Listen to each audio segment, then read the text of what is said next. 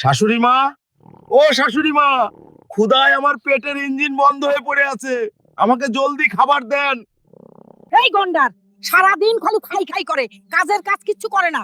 যা সমুদ্রে চলে যা, সমুদ্র থেকে একটি হাঙ্গর ধরে নিয়ে আয়, তাছাড়া তোর ভাত হবে না। আমি সমুদ্র থেকে হাঙর ধরে আনতেছি, তুমি আমার জন্য বড় হান্ডিতে করে বিরিয়ানি রান্না করো। আচ্ছা ঠিক আছে।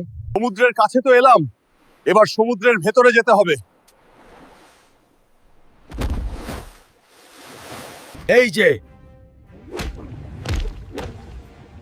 আমি তো তোকেই ধরতে এসেছি। কই যাস? মা, এই নাও তোমার হাঙ্গর। আমার বিরিয়ানি কই? তুই আমার কথা রেখেছিস, আমিও তোর জন্য হান্ডিতে করে বিরিয়ানি রান্না করে রেখেছি। নে এখন পেট ভরে খা বাবা।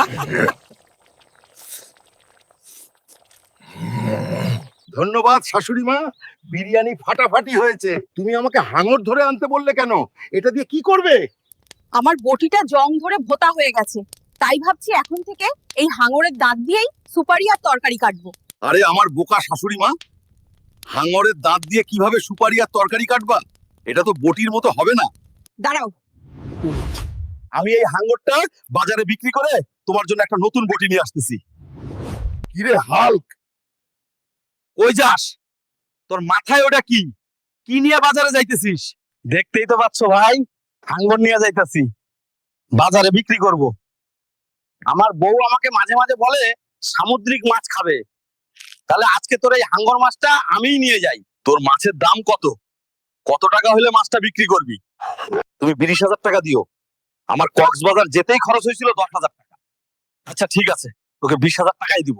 আমার বউয়ের আবদার বলে কথা, টাকাটা আমি তোকে ব্যাংকে পাঠিয়ে দেবো, চিন্তা করিস না। আরে ভাই, তোমাকে তো আমি চিনি, তুমি আমাদের গ্রামের চেয়ারম্যান বলে কথা। সমস্যা নাই, তুমি ব্যাংকে দিও। আমি এখন একটু বাজারে যাই, শাশুড়ি মার জন্য একটা বটি নিয়ে যেতে হবে। আচ্ছা ঠিক আছে, তুই চলে যা। এই যে ভাই দোকানদার, ভালো ধারালো বটি আছে? আমার শাশুড়ি মার জন্য লাগবে, শক্তপোক্ত দেখে একটা বের করো তো। জি স্যার। জি স্যার, আছে তো।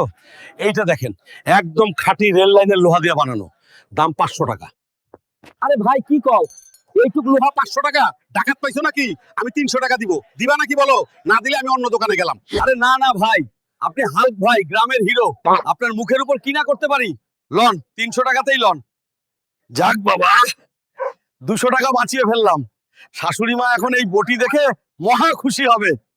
এই নাও তোমার নতুন বটি, বাজার থেকে অনেক দরদাম করে 300 টাকা দিয়ে কিনেছি।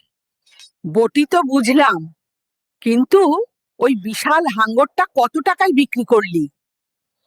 পুরো 20,000 টাকায় বিক্রি করেছি। তাও আবার কার কাছে জানো? আমাদের গ্রামের চেয়ারম্যানের কাছে। হায় রে বোকা ছেলে, এ কি করলি তুই? আমাদের গ্রামের চেয়ারম্যান তো একটা শয়তানের শয়তান, ও তোকে নির্ঘাত ঠকিয়েছে।